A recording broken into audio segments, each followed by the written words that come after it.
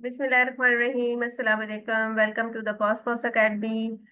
आज हम डिस्कस करेंगे कायदे आज़म के 14 नुकात जो हम काफ़ी क्लासेस में पढ़ते आए हैं। आज हम उनको फिर से एक बार स्टडी करेंगे ताकि हम उनमें जो है कायदे आज़म ने अपने 14 नुकात में क्या बयान किया था, आज हम उनको रीटच करेंगे ताकि हम उनको समझ सकें। Quaid-e-Azam 14 points in order to counter the proposals made in Nehru report. Jinnah presented his proposal in the form of 14 points. Nehru report के जवाब में जिन्ना ने 14 पॉइंट्स का एक प्रपोजल पेश किया, जिसमें वो अपना जो है रद्द अमल दिखा रहे थे नेहरू रिपोर्ट के जवाब में। He insisted that no scheme of the future constitution of the government of India will be satisfactory to the Muslims until and unless requirements were made to safeguard their interest।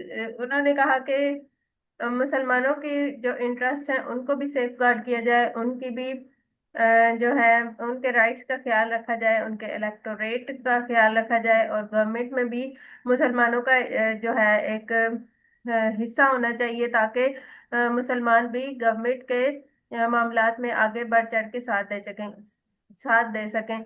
अब चूंकि मुसलमान जो हैं वो educated हो गए थे politically भी और सोशली भी, तो इसलिए ये जरूरी था कि मुसलमानों को भी वो राइट्स हासिल हों जो कि बाकी कौमें हासिल कर चुकी थी इंडिया में।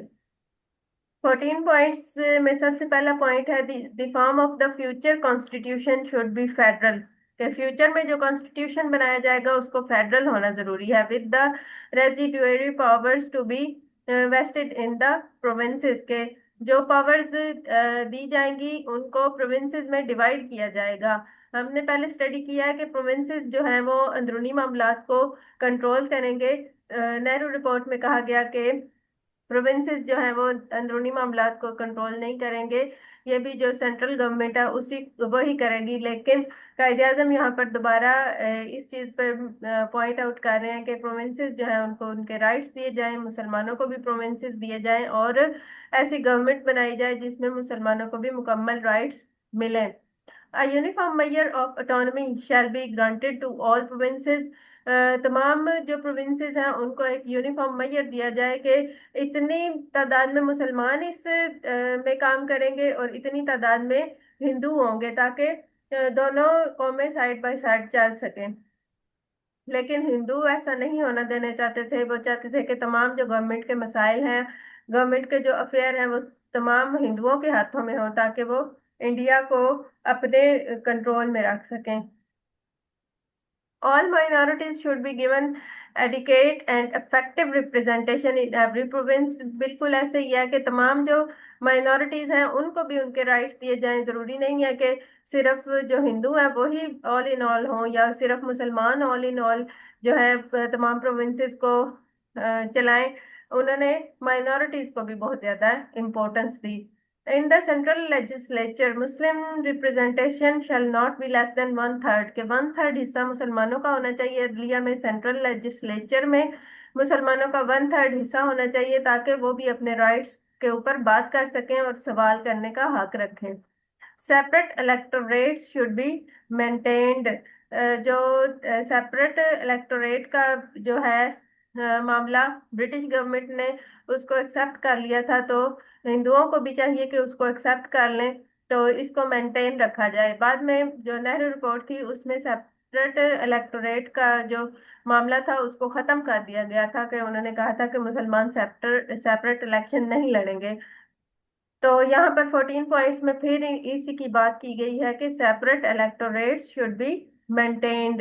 Any territorial redistribution shall not in any affect the Muslim majority in the Punjab, Bengal and NWFP। के मुस्लिम माइनॉरिटीज अगर हैं इन इलाकों में, पंजाब में, बंगाल में और NWFP में, तो उनको रीडिस्ट्रीब्यूट ना किया जाए, उनको जहां पर वो काम कर रहे हैं वहीं पे रहने दिया जाए। Full religious liberty, that is liberty of belief, worship and observance propaganda association and education shall be guaranteed to all communities. तमाम कम्युनिटीज को ये राइट दिया जाए कि वो अपने मजहब के मुताबिक अपनी जिंदगियों को गुजार सकें, उन पर किसी भी किस्म के मजहब की कोई पाबंदी ना लगाई जाए, ताकि सब अपने आप को आज़ाद महसूस करें। कोई भी मुसलमान हिंदुओं को ये नहीं कह सकते कि वो जबरदस्ती मुस्लिम जो है बिलीफ्स उन पर ईमान लाएं, और ना ही हिंदू जो है वो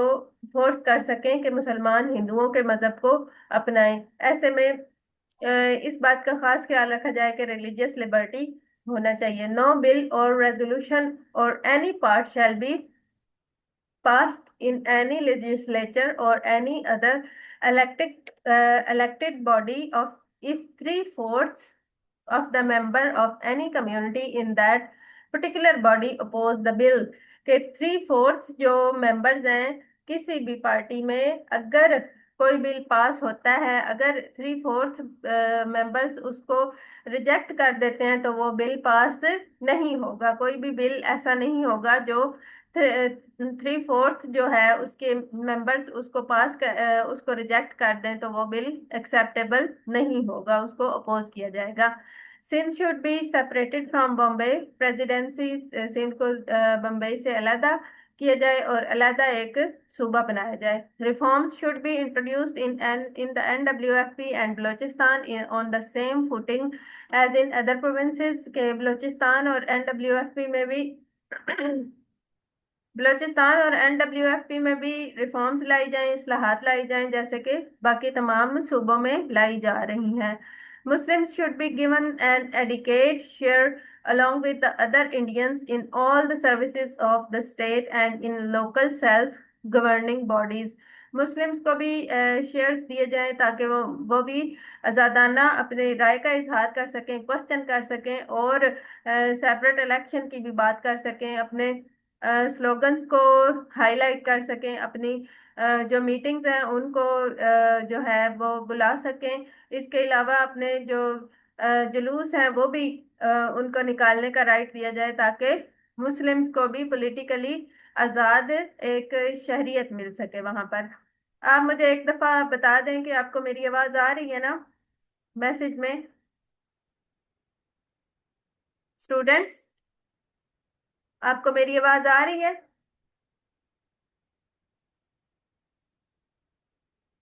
would you please answer? Okay, the next one is adequate safeguards. Okay, ठीक है। Adequate safeguards for the protection of Muslim culture and for the protection and promotion of Muslim education, language, religion and personal laws should be given।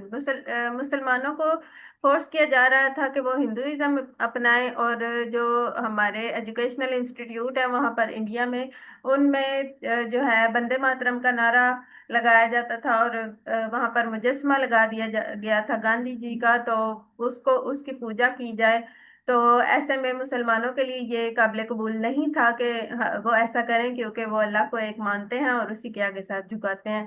तो ऐसे में ये ज़रूरी था कि मुसलमान जो है अपनी एजुकेशन खुद हासिल करें और अपनी लैंग्वेज और रिलीजन का भी तहफ़्फ़ुज़ करें। ऐसे में मुसलमानों के लिए अलहदा जो है एजुकेशनल इंस्टीट्यूट बनाए जाएं और पर्सनल लॉज बनाए जाएं, ताकि मुसलमानों की जो अलहदा एक शख्सियत है उसको उजागर किया जा सके। नो कैबिनेट ईदर सेंट्रल और provincial should be formed without their being a proportion of at least one third Muslim minister. के वन थर्ड मुस्लिम मिनिस्टर्स के अलावा कोई भी कैबिनेट नहीं बनाया जाएगा। यहाँ पर बार बार एक ही बात की जा रही है कि मुसलमानों को उनके राइट्स दिए जाएं। डेफिनेटली अल्लामा इकबाल मुसलमान थे तो वो मुसलमानों के हक में ही बोलेंगे, और वहां पर जरूरत भी इसी चीज की थी कि मुसलमानों को उनके राइट्स दिलाए जाएं। तो 14 जो पॉइंट्स हैं उनमें भी यही बार बार बताया जा रहा है कि मुसलमानों की जो रिलीजियस एजुकेशनल और सोशल राइट्स थे उनको बार बार हाईलाइट करने की कोशिश की जा रही है। No change shall be made in the constitution by the central legislature except with the agreement of the states constituting the Indian federation. कोई भी चेंज नहीं आएगा कॉन्स्टिट्यूशन में जब तक कि अदलिया इसको ना चाहेगी, और तमाम लोग जब तक एग्री नहीं होंगे तो इसमें कोई चेंज नहीं आएगा। तो ये हमारे 14 पॉइंट्स थे, होपफुली आपको अंडरस्टैंड हो गए होंगे। नेक्स्ट हम इसका रिएक्शन देखते हैं। Gandhi personally accepted but Congress totally rejected. Gandhi ने इन 14 पॉइंट्स को एक्सेप्ट कर लिया था, लेकिन कांग्रेस ने इनको रिजेक्ट कर दिया था। Hindus definitely reject. वो कब चाहेंगे कि मुसलमानों को एक अलहदा जो है शख्सियत मिले, उनका एक अलहदा मकाम हो, उनका अलहदा एक वकार हो। First direct and articulated demand by AIML. AIML ने भी इसको जो है एक्सेप्ट किया। Muslims morale became high. Muslims का जो मोराल था वो भी हाई हो चुका था इस वक्त। The next one is the Allahabad Address 1930. 1930 में इलाहाबाद का एड्रेस हुआ। Political events had taken a worrying turn। Political events जो थे वो इंतशार का शिकार होना शुरू हो गए थे। There was a two pronged attack on Muslim interest। Muslim interest पर दो तरफा अटैक किया जाने लगा। No one on one hand the Hindus offered a tough opposition by proposing the Nehru report as the ultimate constitution of India. हिंदुओं ने भी उन पर बार बार जो है वो हमला करना शुरू कर दिया। On the other hand the British government in India had totally ignored the Muslims demands in the Simon Commission report. जो ब्रिटिश गवर्नमेंट थी उन्होंने भी उसको दोबारा से रिजेक्ट करना शुरू कर दिया। आप देख रहे हैं कि पहले क्या हुआ कि बरतानिया ने ये मान लिया कि मुसलमानों की एक अलहदा कौम है, उनको उनके राइट्स दिए जाएं। फिर हिंदू मुस्लिम यूनिटी हम देख रहे हैं कि गांधी और अल्लामा इकबाल कायदे आजम हमें इकट्ठा नजर आते हैं। फिर उसके बाद जो है जब एजुकेटेड हो गए मुस्लिम्स तो उन्होंने अपने राइट्स की बात की, तो फिर ये लोग इंतशार का शिकार हो गए और इन्होंने एक दूसरे के ऊपर जो है ना कीचड़ उछालना शुरू कर दिया। कोई जो है कुछ कहता है, कोई कुछ कहता है, और ऐसे ऐसे में ही वहां की पॉलिटिक्स चल रही थी। Muslims strongly demanded the protection of their separate identity। Definitely हर जो कौम है वो अपनी सेपरेट आइडेंटिटी चाहती है। इसी तरह इंडिया में मुसलमानों को भी एक सेपरेट आइडेंटिटी की जरूरत थी। At that time Allama Iqbal realise the critical conditions of Muslims in subcontinent. ऐसे में अल्लामा इकबाल को सब कॉन्टिनेंट में मुसलमानों की आइडेंटिटी जो है वो खतरे में नजर आई। Iqbal stay in Europe 1905 to 8 help to crystallise his thoughts. Allama Iqbal जो यूरोप में ठहरे थे 1905 से 1908 तक, ये एमसीक्यूज में पूछा जा सकता है कि अल्लामा इकबाल कौन से मुल्क में ठहरे थे और कौन से सन में ठहरे थे, तो ये याद कर लें। Help to crystallise his thoughts, उनको अपनी जो थॉट्स हैं उनको उजागर करने का मौका मिला। He return to India in 1908 and started work on the roots of Muslim decline and mechanism of uplift the Muslims। मुसलमानों को अपलिफ्ट करने की कोशिश की जाने लगी अपनी शायरी के थ्रू, अपने जो स्लोगन्स हैं उनके थ्रू और अपनी थॉट्स के थ्रू। उन्होंने मुसलमानों के जो थॉट्स हैं और उनके मैकेनिज्म को अपलिफ्ट करना शुरू कर दिया। उनके डिक्लाइन को खत्म करने की कोशिश की गई और उनके राइट्स की बात की गई। ही remained He reminded them to follow the teachings of Holy Prophet Hazrat Muhammad sallallahu alaihi wasallam practically as the ideal leader। उन्होंने मुसलमानों को ये बावर करवाया कि हमारे जो लीडर हैं वो मोहम्मद सल्लल्लाहु अलैहि वसल्लम है, उनके अलावा और कोई नहीं है। Allama Iqbal and the Allahabad Address।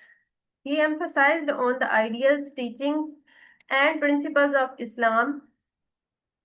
उन्होंने इस्लाम की जो टीचिंग्स हैं और उनके प्रिंसिपल्स हैं उन पर काम करना शुरू कर दिया, उन पर जोर देना शुरू कर दिया। ही सॉट सेल्वेशन थ्रू इस्लाम।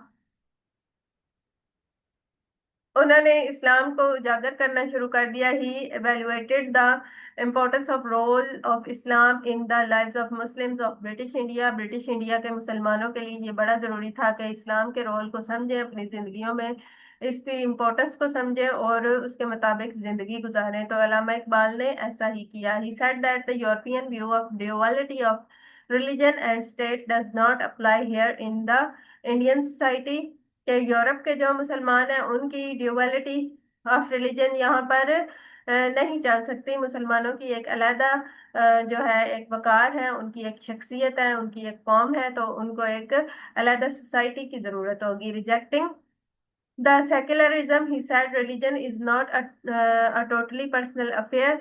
बिल्कुल ऐसा ही है कि वहां पर ये नारा लगाया जाने लगा कि सेक्युलरिज्म होना चाहिए, यानी मजहब की कोई अहमियत नहीं है इंसान की जिंदगी में, मजहब के बगैर हमें रहना चाहिए और उसी के मुताबिक हमें जिंदगी गुजारनी चाहिए। सेक्युलर स्टेट बनाना चाहते थे इंडिया को, लेकिन ऐसा करना फजूल था, और अल्लामा इकबाल ने इस बात पे जोर दिया कि मुसलमान अपने मजहब के बगैर जिंदगी नहीं गुजार सकते। He explained that Islam offers an ethical order, socio-political structure, legal framework, code of life, culture and civilization, के मुसलमानों की अलग एक कल्चर एंड सिविलाइजेशन है, एक लीगल फ्रेमवर्क है, एक कोड ऑफ लाइफ है जो कि इस्लाम है और कुरान पाक है, और हजरत मोहम्मद सल्लल्लाहु अलैहि वसल्लम हमारे लीडर हैं। तो उनके अलावा हम कोई भी तरीकाकार कबूल नहीं करेंगे।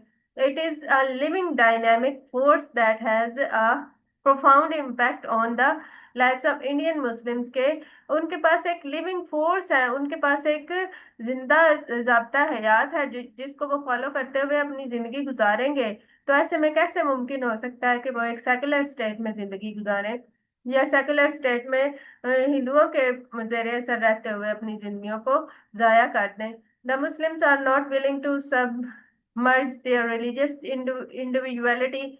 मुसलमान अपनी रिलीजियस इंडिविजुअलिटी को स्लॉटर नहीं करेंगे और वो अपने इस्लाम के मुताबिक जिंदगी गुजारेंगे। They have lack of trust, fear of domination from Hindus. बिल्कुल उनको हिंदुओं पे बिल्कुल भी ट्रस्ट नहीं था। वो अपना इम्तियाज चाहते थे, अपनी डोमिनेशन चाहते थे इंडिया में। तो ऐसे में ये मुमकिन नहीं था कि मुसलमान उनके साथ रह सकें। इसके फीचर्स में शामिल है, if the Muslims have an opportunity to develop in accordance with their Islamic civilisation and tradition, they would be willing to sacrifice their life for India. कि अगर मुसलमानों को ये अपॉर्चुनिटी दी जाए to develop in accordance with their Islamic civilisation and tradition, they would be willing to sacrifice their lives for India, कि क्या वो फिर इंडिया में रह सकेंगे या नहीं। Federalism can not succeed without recognising the national identity of Muslim. Federalism बिल्कुल सक्सेसफुल नहीं हो सकता मुसलमानों की आइडेंटिटी को रिकॉग्नाइज किए बगैर। Islam is a people building force in India that has given moral consciousness and political identity to the people. इस्लाम ने पॉलिटिकल आइडेंटिटी दी है, एजुकेशन दी है और एक ज़ाब्ता हयात दिया है। तो ऐसे में ये मुमकिन नहीं है कि मुसलमान इस्लाम को छोड़ के अपनी जिंदगी गुजार सकें। Punjab, NWFP, Sindh and Balochistan be amalgamated into a state self government within the British Empire or without it, कि ब्रिटिश एम्पायर या इसके बगैर एक अलग स्टेट बनाई जाए जिसमें पंजाब, NWFP, सिंध और बलूचिस्तान शामिल हों। इनको अमलगमेट किया जाए, इनको इकट्ठा किया जाए और एक अलग स्टेट बनाई जाए जहां पर ये लोग अपनी अलग जिंदगियां गुजार सकें इस्लाम के अकॉर्डिंग। इसकी डेफिनेटली इम्पोर्टेंस है। इसकी इम्पोर्टेंस में शामिल है कि Iqbal's address was a forceful and logical presentation of a Muslim case in India that they should be treated as entity rather only minority. बिल्कुल वो एक माइनॉरिटी के मुताबिक जिंदगी नहीं गुजार सकते वहां पर। वो एक मुकम्मल कौम है वहां पर। मुसलमानों की तादाद इंडिया में अभी भी हिंदुओं से ज्यादा है। तो ऐसे में कैसे मुमकिन है कि वो अपने लॉज को, अपने बिलीफ्स को छोड़ के एक सेकुलर स्टेट में रह सकें। Redistribution of territory developed later on concept of Muslim homeland Pakistan, के बाद में पाकिस्तान के नाम से एक अलहदा स्टेट का मुतालबा किया गया ताकि मुसलमान उसमें रह सकें और अपनी जिंदगियां बसर कर सकें। इसके बाद हुई थी जी राउंड टेबल कॉन्फ्रेंस 1931 से 32 तक। बैकग्राउंड में शामिल हैं जी डेडलॉक ऑन फ्यूचर रिफॉर्म्स पर डेडलॉक लगा दिया गया। Indians rejected Simon Commission report. India ने साइमन कमीशन रिपोर्ट को रिजेक्ट कर दिया। Congress Muslim mutual differences on a single point. Congress और मुसलमान जो थे वो एक सिंगल पॉइंट पर इकट्ठे कभी हो जाते थे और कभी उनमें डिफरेंसेस आ जाते थे। Congress under Gandhi started civil disobedience movement. Gandhi के अंडर जो कांग्रेस थी उसने सिविल ओबीडियंस की मूवमेंट शुरू कर दी। सिचुएशन बिकेम केओटिक इन सब कॉन्टिनेंट में एक दफा फिर केओस फैल गया, इंतशार फैल गया और सब अपनी अपनी हाँकने लगे। British called RTC in London to discuss future reform agenda with all communities. British ने आरटीसी को लंदन से बुलाया और वहां पर रिफॉर्म्स का एजेंडा डिस्कस किया गया। इसमें फर्स्ट राउंड टेबल कॉन्फ्रेंस 1930 में बनाई गई। All parties were present except for the Congress whole whose leaders were in jail due to the civil disobedience movement. Civil disobedience movement की वजह से कांग्रेस के लीडर्स जो थे वो जेल में थे, इस वजह से वो वहां पर मौजूद नहीं थे। फर्स्ट राउंड टेबल कॉन्फ्रेंस में कांग्रेस के लीडर्स मौजूद नहीं थे। फर्स्ट राउंड टेबल कॉन्फ्रेंस कब हुई? 1930 में। Hindus forced to implement Nehru Report, include strong central government abolition of separate electorate system। हिंदुओं ने फोर्स करना शुरू कर दिया कि नेहरू रिपोर्ट पर अमल दरामद किया जाए। उन्होंने सेंट्रल गवर्नमेंट के का मुतालबा किया और सेपरेट इलेक्टोरेट सिस्टम को अबॉलिश किया। Muslims pressed to maintain separate electorates, extended franchise laws, federation, and more autonomy to provinces, reforms in NWFP and Balochistan, and separation of Sindh। मुसलमान अभी तक एक्सप्रेस कर रहे थे कि एक अलग इलाका बनाया जाए पाकिस्तान के नाम से, जिसमें सिंध, NWFP, बलूचिस्तान और पंजाब के प्रोविंसेस शामिल हो और वो अपने अलग इलेक्शन को लड़े और अलहदा जो है अपने निज़ाम को चला सकें। British government set up 8 communities to look at these matters and give final suggestion for future constitution। British government ने इन 8 कम्युनिटीज को देखा और इन मैटर्स को फाइनलाइज करने के लिए इन सजेशन पर गौर करना शुरू कर दिया। It was ended without any result due to the absence of Congress. Congress की एब्सेंस की वजह से इस मीटिंग को यहाँ पर ही खत्म करना पड़ा।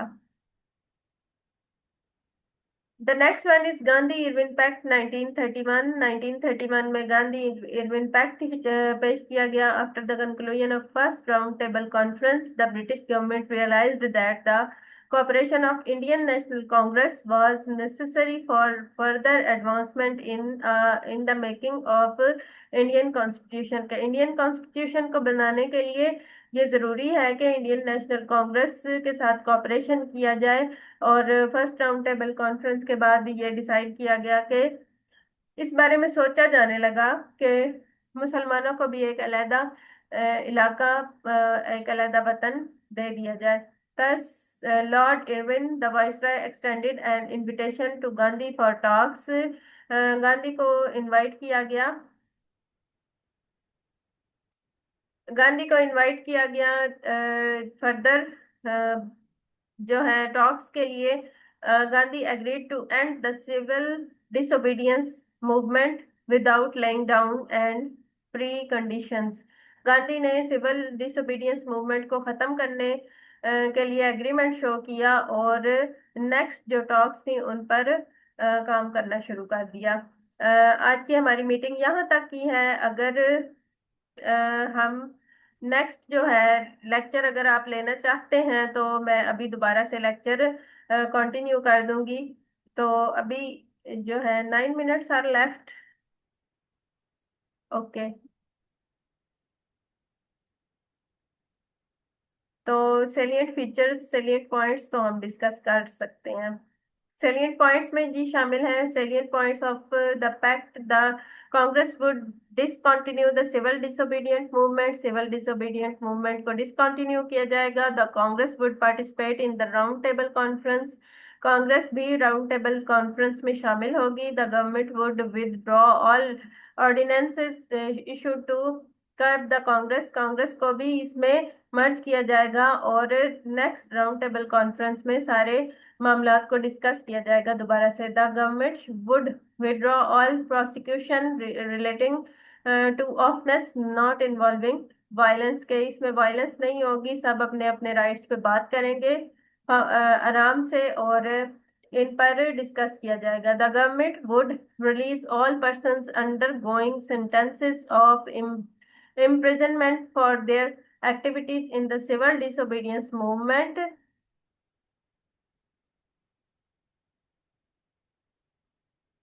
सिविल डिसोबीडियंस मूवमेंट में जो लोग शामिल थे उनकी एक्टिविटीज को खत्म किया जाएगा, और जो पर्सन्स भी इम्प्रिजनमेंट में थे उनको रिहा किया जाएगा और नए सिरे से राउंड टेबल कॉन्फ्रेंस की जाएगी। It showed government was anxious to bring INC in RTC। So here the lecture is ended. If you are having any question about this lecture, then you can ask me from the inbox or in the discussion group। Second round table conference हम इंशाल्लाह कल पढ़ेंगे, या अभी अगर आप दोबारा से लेक्चर लेना चाहते हैं तो मैं सेकेंड राउंड टेबल कॉन्फ्रेंस से आगे जो फर्दर है 40 मिनट्स की क्लास ले लूंगी। If you are ready to take the class again then tell me.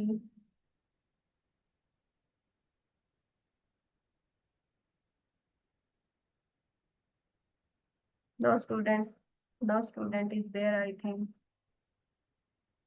Okay, you can leave the class right now. Notes आपको अभी प्रोवाइड कर दिए जाएंगे। अल्लाह हाफिज।